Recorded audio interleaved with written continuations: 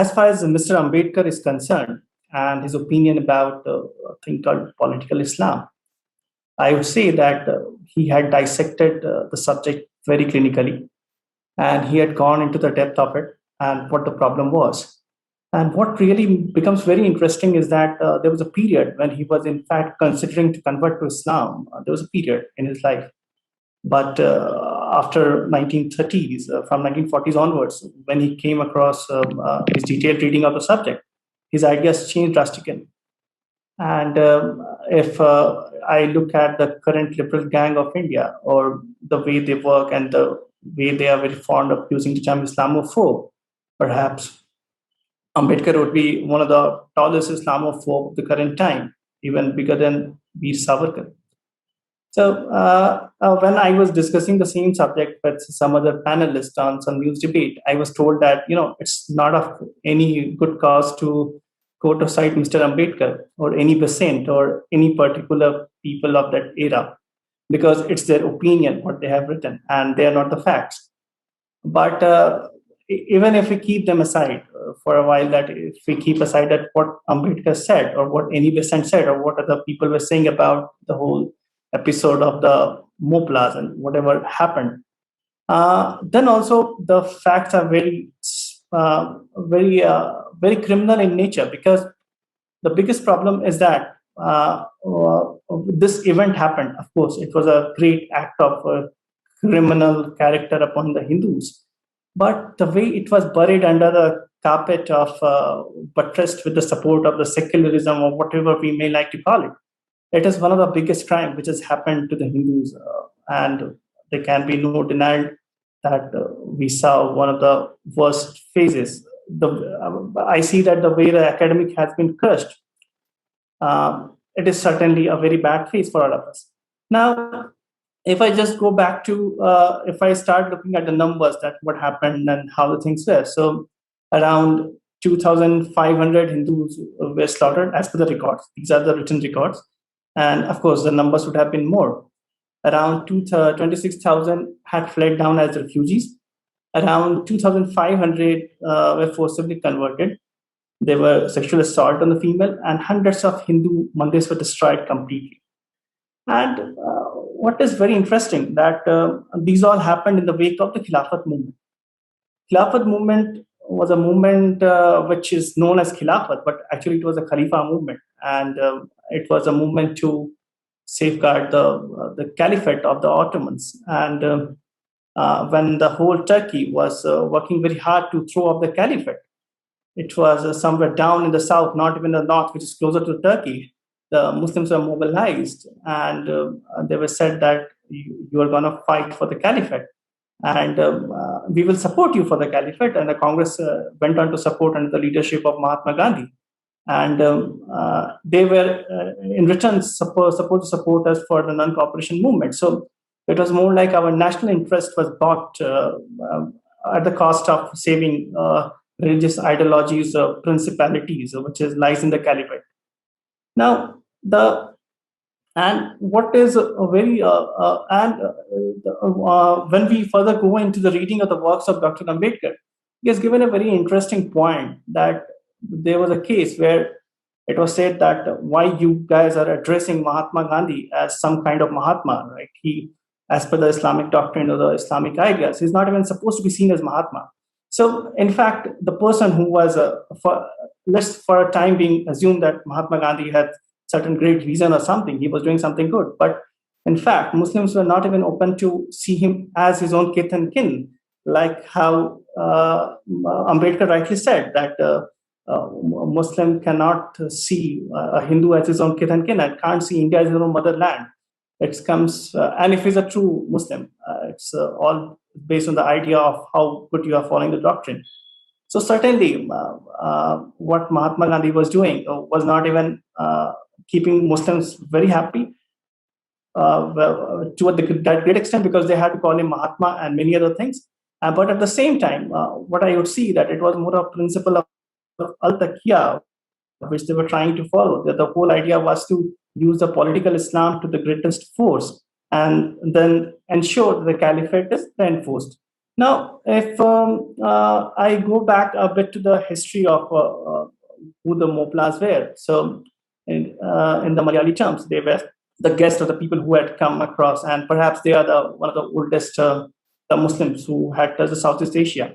And of course, we have certain documents which even speak about how there was an interfaith marriage. You may call it stupidity or generosity or whatever. Certainly, tolerance wouldn't be a right word. But yes, there was an interfaith marriage, and a lot of conversions also happened, which people often say there was a willful conversion and not more. And but when the Europeans came into the picture, things started changing because the Europeans certainly had a very different game plan than the Hindus, because they, of course, all the missions which were out, they had certain different purpose. Whether you read Columbus or Vasco da Gama, their purpose was definitely different, which was coming from the European Renaissance, and something more was there on the plate. And so, for them, the prosperity of the Moplahs was not to be seen as how the Hindus had been seen. Hindus had helped them really grow their businesses, and the business had, and there was a whole trade route between the Gulf and India where all these things were happening. But the Europeans started putting the cap, and once the Europeans started putting the cap, the Hindus didn't come to support it. And later on, after the Khilafat movement, the things got propelled. And initially, when the Hindus were also quite, and there was a factor of, definitely a factor of the operation. There was a factor of operation which they were talking about, but that also has got a different picture altogether.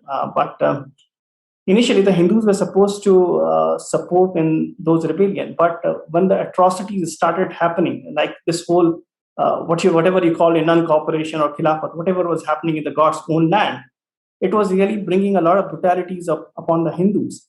And if you just go on to read the records, it's very disheartening because, of course, from the day I have been told that Mr. Ambedkar would be having his own opinion, or any peasant would be having opinion, then I have started looking into what exactly those people have to say who face the atrocity.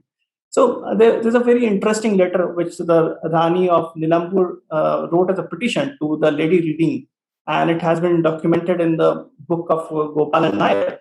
And she gives a complete detail of the atrocities. She says that, but it is possible. Is it possible that your ladyship is not fully appraised of the horrors and atrocities perpetrated by the fiendish rebels, of the many wells and tanks filled up with the mutilated but often only half dead bodies of our nearest and dearest ones, who refuse to abandon their faith of our fathers, a pregnant woman cut to pieces and left on the roadsides, and in the jungles with the unborn babe protruding from the mangled corpse of our innocent and helpless children.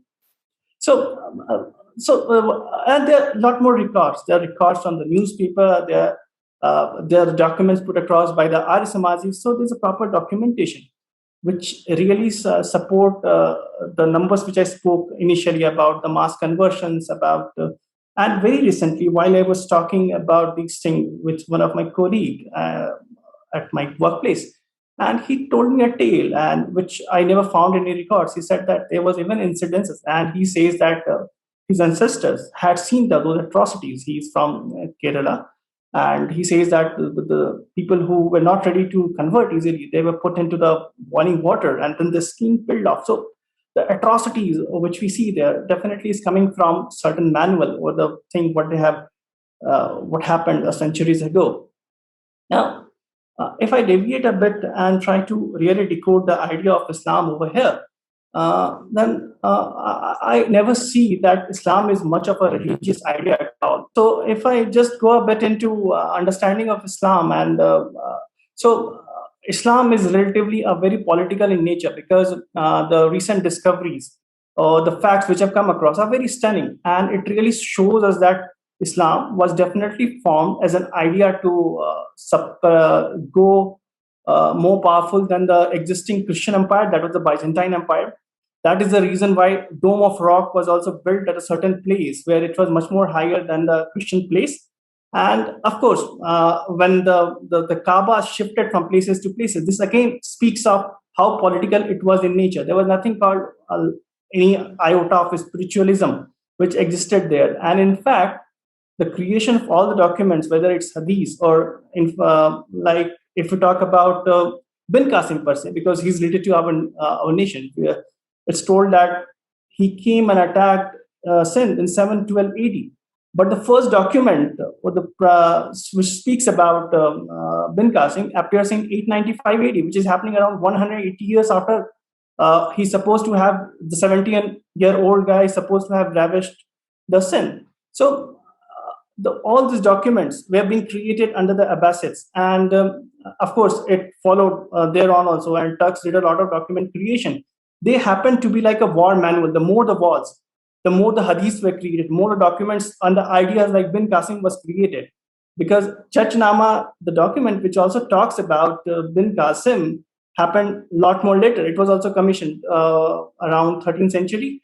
And there's a whole narrative that there was a chain of tales which existed, and there were narrators which webbed the story, but we don't find any primary sources. So coming back to the relation with all the things what we see today or what we saw in 1921, it really boils down to the idea that Islam was certainly formed with the idea of political dominance, to throw up any ideas which seems like it can come on par with it.